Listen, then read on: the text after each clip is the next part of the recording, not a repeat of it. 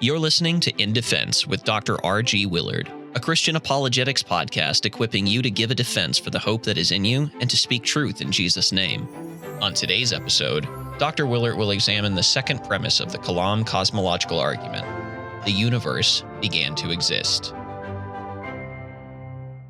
You are listening to In Defense with me, Dr. R.G. Willert, a Christian apologetic bringing you appeal and defense for the Christian faith. We are on episode 4 of this series of my favorite argument for God's existence, the Kalam cosmological argument. Last episode, if you didn't listen to it, go back and listen to it. Hopefully you guys would love that and like that. We talked about the first premise of the argument that whatever begins to exist has a cause of its existence. In this episode, we are going to be diving in to premise 2 of the argument. The universe began to exist.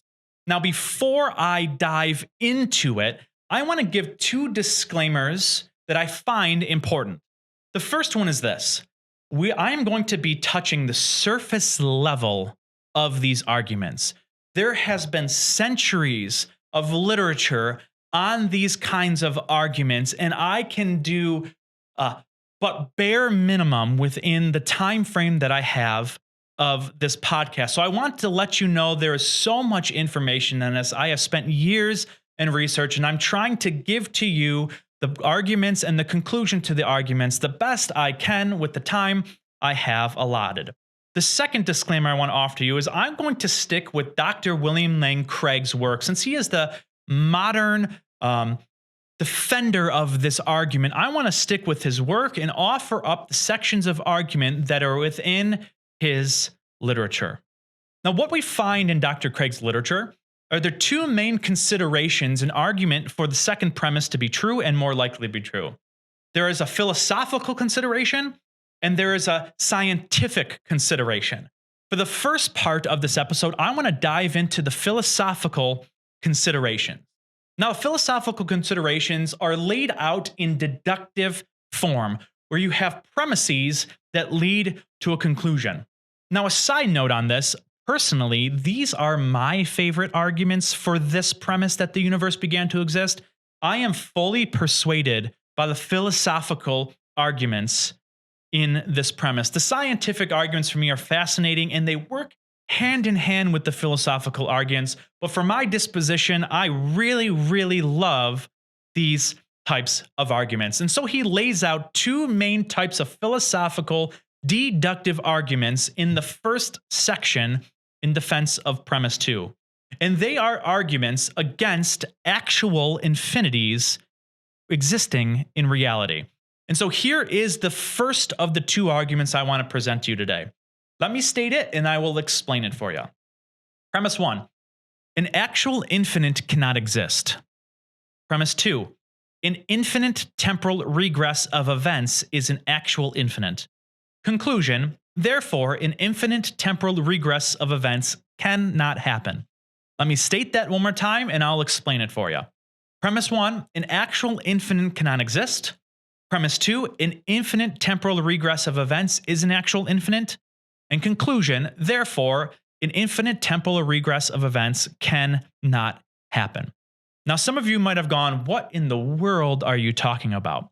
Now, to help better understand what he is doing here, let me define 2 main terms that we see in this argument. The first is the idea of infinity or infinite. Now, most of you, I'm sure, have this notion of infinity in your mind, where it is like this endless, keep going, right? But when I refer to infinite, I picture that too, but I also picture the idea of having a set that's boundless or without limit. It never stops. It has no end. And so I have this idea of this infinity, keep going. There is this no last portion of this limit. It is this endless or boundless limit of this set. Now, temporal regress is a term he uses as well. And let me break this up for you because I think it's easy once it's broken up.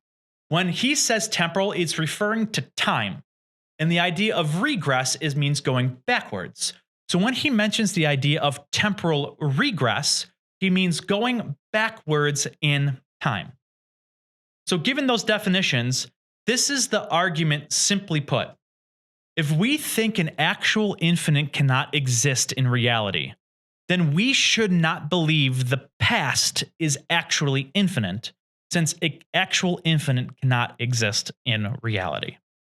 And in order to do this, he tries to motivate you to see how absurd reality would be if we were to allow infinite to exist in metaphysical reality, actually ontologically exist in reality. And let me just give you one example that he argues, and it's called the infinite library.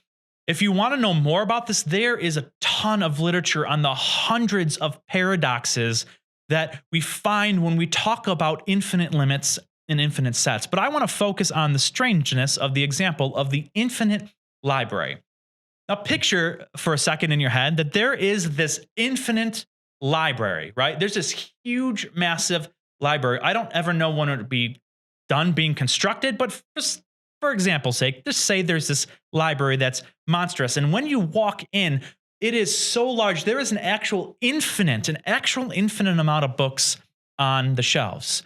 And you notice, wow, the books are laid out in a specific color order. We see it in blue, red, blue, red, blue, red, blue, red, all the way down the shelf for the whole infinite amount of books. Now, the weirdness of the example doesn't matter if it's blue, red, blue, red. It could be 3 blues and 1 red or 10 blues and 2 reds. It doesn't matter as long as you have an infinite amount of different colors, red and blue. But say you see the library and it's blue, red, blue, red, blue, red, blue, red, and you have a thirst for reading and you decide, hey, I want to check out all of the red books. And so you check out the infinite amount of red books in the library.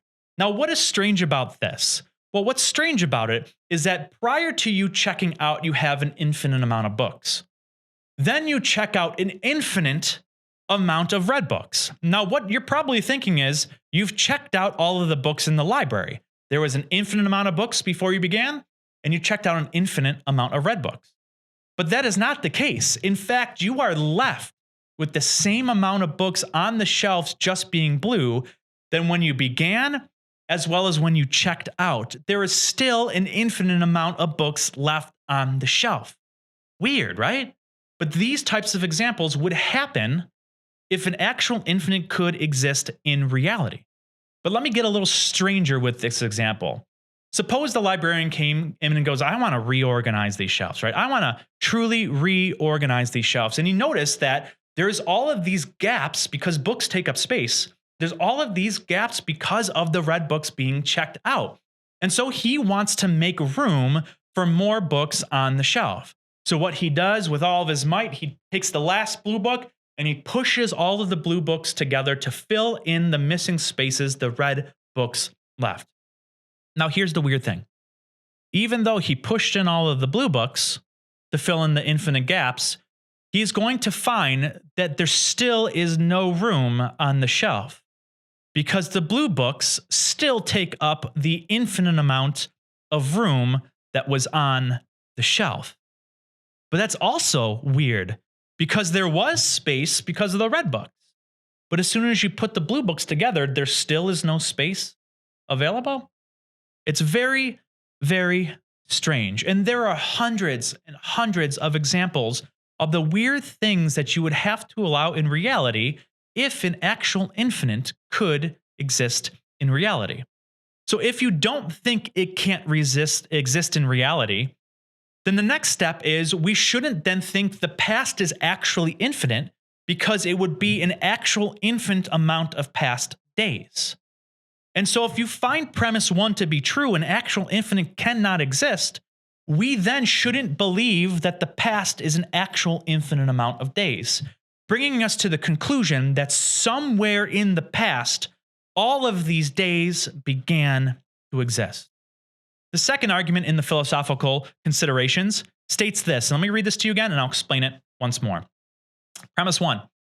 A temporal series of events is a collection formed by successive addition. Premise 2. A collection formed by successive addition cannot be actually infinite. Conclusion. Therefore, the temporal series of events cannot be actually infinite. Let me read that one more time. Premise 1. The temporal series of events is a collection formed by successive addition. A collection of formed by successive addition cannot be an actual infinite. Conclusion, therefore, the temporal series of events cannot be an actual infinite. And Dr. Craig asks these two questions for us to think about. He asks you to do this. Start at 1, and then count to 2, and then count to 3, and then count to 4, and then count to 5, so on and so forth until you get infinity. And he's going to ask you, when will you hit infinity? Now, of course, by successive addition, by definition, you're never going to reach the end limit because infinity doesn't have this end limit. You're never going to get there. And that's a great conclusion to have because that seems to be true. And then he asks another question. Can you tell me how the past is collected? Now, that might seem a bit strange of a question, but I think it's very pertinent to this argument. Think about this for a second.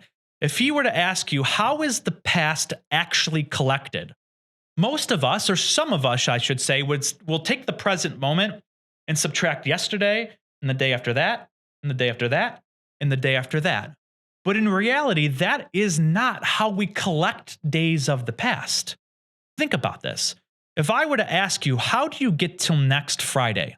Well, you'll go, well, Ryan, you need to add the next day and have the next day, and then Tuesday, and then Wednesday, and then Thursday, and then finally you hit that present moment of that next Friday. And what this shows is the past is not collected by subtracting moments from the present. The past is collected by adding days onto each other to get to each present moment. In fact, the past is collected by successive addition. And if that's the case, and we can't by successive addition count to infinity, the question is, if we are in the end of the infinite limit, if some people think the past is infinite, how in the world did I even get to this moment? Think about this for a second. If the past is infinite and we have arrived at the present moment, we have hit the end of the infinite limit. But if the past is collected by successive addition and we can never add up to infinity, how did we hit this present moment? And then yesterday is also that same end of the infinite by successive addition. How do we do that? And the day before, how do we get to that day? And the day before, how do we get to that day? And so on and so forth. It seems strange because this argument brings us to the conclusion it appears we can't get to any moment ever. But clearly that's false because we are here in this present moment. If this is true, then we shouldn't think that we have this actual infinite of temporal series or temporal regress that's somewhere in the past every single day began to exist. Now, a side note here, there is some great work being done out there by Dr. Koons and Dr. Pruess that argue against what is called an infinite causal regress, meaning you can't have causes that go infinitely back in time. And here's something that's brilliant about their work. They argue not that it's just metaphysically impossible. They argue that it's logically impossible. They don't just argue that you can't have it in reality, but that it is logically impossible. So any theory, whether it be a philosophy or science, that posits an infinite causal regress has to be wrong if they can show that this is logically impossible to achieve. And I find their arguments absolutely persuasive. So this is the consideration one, the philosophical considerations to show that somewhere in the past, all things began to exist. Now, what we have is the second category, the scientific considerations. And the scientific considerations are inductive reasoning, where we look out into the world and try to take with inference from science to answer the question, should we believe, or more likely believe, that the universe began to exist? And Dr. Craig in his work offers up two main arguments to hold that premise two in the scientific considerations is true. I'm going to give you both of the arguments, and I'm going to briefly discuss the information. There are books and books within each one of these that I urge you guys to go out there and read. If you want more sources, go ahead and contact me, and I will give you that contact information at the end of this episode. So his first argument is the argument from the expansion of the universe. In the early 1920s, Einstein formulated what are called relativity theories. And in these theories, he assumed two major things. One, that the universe is uniform and that it's uniform in all directions. And secondly, that the universe is in a steady state. But there was a problem. According to his general relativity, he found it hard to get a model that blended both of them, so he incorporated what is called a cosmological constant into his gravitational field equations, which in the end he actually considered one of his biggest blunders that he has ever made. Because what happened in roughly the same time in 1929, Edward Hubble noticed that the universe was actually expanding in his work. And he demonstrated that there was a redshift all across the entire universe. And a redshift basically means that all of the sources of light are receding or moving outward from the observer. And that it's not just expanding, but it's expanding in all the directions. Everywhere in the universe is expanding.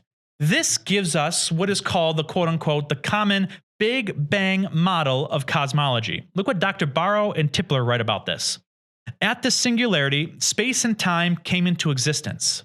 Literally nothing existed before the singularity. So, if the universe originated at such a singularity, we would truly have a creation ex nihilo, a universe out of nothing. The standard model of Big Bang cosmology gets us to this singularity, and so far it is still the model that is upheld today. The second argument within the scientific considerations is the argument from thermodynamics of the universe. Thermodynamics states that the heat flows from a point of high temperature to a point of low temperature, and the reverse is never possible without some sort of compensation to the universe.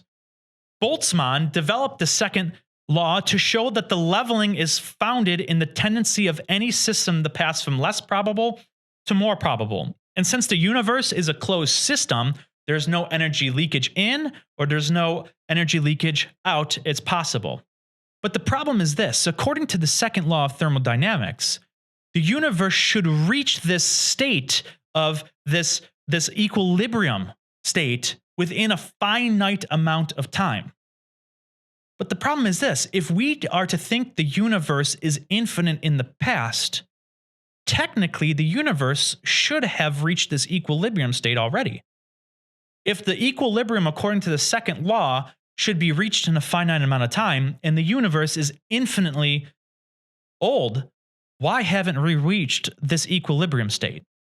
And what solves this discrepancy is the fact that the universe somewhere in the past is finite.